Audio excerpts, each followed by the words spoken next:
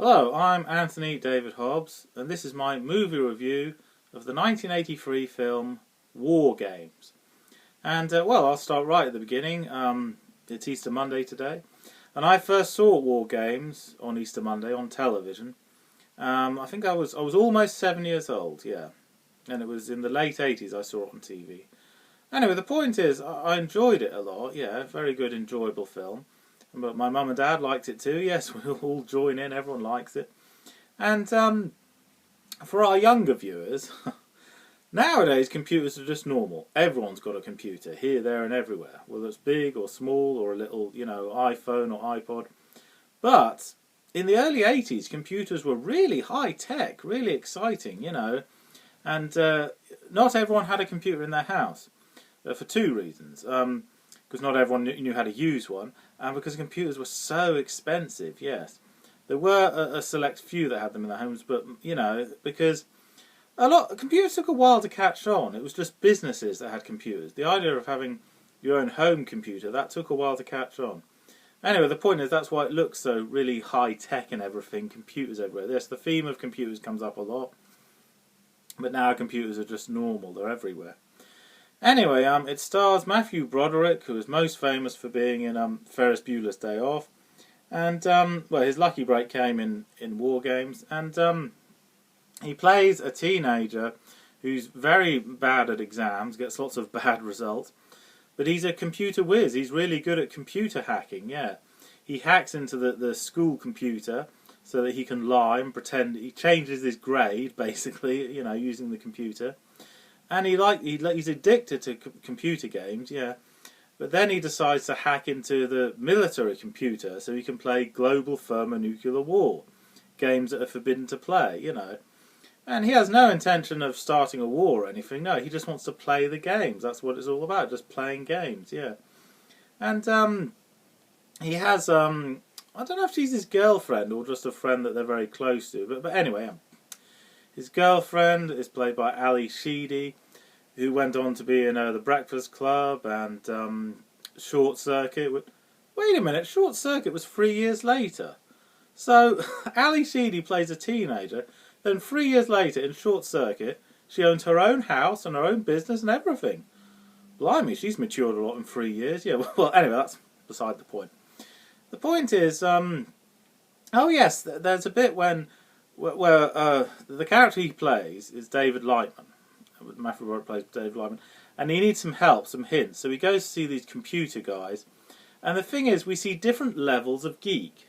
Let me explain. David Lightman is geeky within reason, but there's geeky, a little bit, really geeky, and incredibly geeky. Yes, and he sees a computer guy who's sort of a bit foul-tempered, And then the other one with the glasses, he talks in this very strange voice, really geeky, really straight. And it's not really his fault. He has such bad people skills because he spends all his time with computers all the time, obsessed with them, In other words, it shows different levels of computer geek, different levels of geek. A bit like the Big Bang Theory. Yes, we see different kinds of geeky guys in that, yeah. Anyway, when I saw the film, the premise is the computer thinks that there really is a nuclear war. It doesn't realise it's only a game and it's going to nuke the whole planet and every human being is going to be vaporised. When I saw the film for the first time, when I was almost 7, I thought it was fantasy, make-believe, pure fiction. There's no such thing as that. That could never happen. The world isn't going to come to an end. I was blissfully unaware, no, that really could happen. It's not fantasy. They really do have weapons that can do that. Nuclear warheads, yeah. And when I saw the movie again, years and years later, when I was about 19, so a lot more life experience now, I'd been to college, I'd learned about missiles and the Cold War, the threat of a nuclear war. And so, yes, the movie had a much more deeper meaning. Yes, it was much more scary. When I saw it when I was 19, because of all this more knowledge I had, it was really scary and I forgot it was a movie. It was like the real thing, yeah. And it's this determination to save the world. All this trouble because he wanted to play a game, And in fact, the computer does say to him, wouldn't you prefer a game of chess? If he'd have done that instead, this whole palaver would never have happened, yeah. And the Cold War is over, yes, so you could say it looks a bit dated now. But, or does it? It doesn't look that dated because, okay, bad computer graphics and everything, but nuclear weapons do still exist. Oh yes, they're still here, you know. There is the threat of that. It probably won't happen, but there is the threat of a nuclear war. The threat of becoming extinct, yes, so it's pretty heavy stuff, you know. And when David Lightman and his girlfriend, they finally find the man that created the war computer, but he's become a social recluse. He's given up on life in general, and he doesn't care if we become extinct. He says, dinosaurs became extinct. It is the natural order of things. It's our turn. Extinction is natural. And David Lightman says, no, there's nothing natural about being extinct. It's just stupid, you know.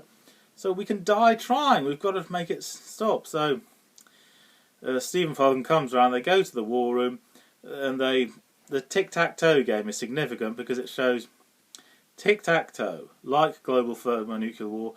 There's no way you can possibly win. It's stalemate. You can't possibly win, yes. And that's why when finally they get the computer to understand that you can't win, it says the only winning move is not to play, which is absolutely correct. Yes, you can't possibly win a nuclear war. And but in spite of the doom and gloom, the threat of extinction, it's not all doom and gloom. Yes, there's a lot of laughs, and it's all very entertaining, a very gripping story, yes. It can be a bit frightening, because yes, in real life people have hacked into military computers, you know. They're not spies, they're just average Joes, you know, that can do that, you know. Yes, in other words, if you want to play computer games, that's fine. But don't ever play one that's connected to a military computer, because the military computer will think that a war's going on for real and will inadvertently start a war. Yes, so in computer games with battles, blowing people up, destroying things, that's all great. There's nothing wrong with blowing people up if it's only a game. Yes, but if it's real, it's not funny anymore. It's very controversial. Yeah, and in fact, in the film, David Lightman says to the computer, "Is this real or is it a game?" And the computer says, "What's the difference?" And for me, that line, it's sort of like a metaphor for warmongers in general. Yes, they don't see the significance of what a war is. For them, it's just a game, but for everyone else, it's not a game. It's horrific. It's horrendous. Yes, so rationalise, understand the difference between reality and a game. Yeah, and David Lightman has great. Not just is he addicted to computer games, he's good at electronic gadgets and gizmos and stuff. You know, he finds a way to get out of a security room he's been locked in and all that. But for me, the big joke of all, of the whole film, is when, for most people, playing computer games is a silly, pointless waste of time. Well, David Lightman, it's his knowledge of computer games that enables him to save the world. Yeah, yes, okay, yes. Yes, if it's saving the world, it's not a waste of time then, is it? Yeah.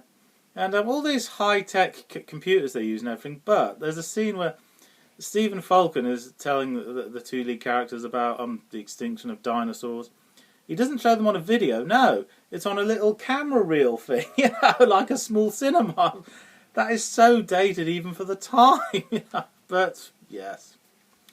In spite of a few things that make it dated, the issues are very important, yes. And human beings, throughout history, many times, have faced the threat of extinction, but we're still here. We've still come through, so yes. In other words, don't confuse reality with a game. Yes, it's important to know the difference. Okay, well, thank you for watching. I'm Anthony Hobbs, and I'm never bored.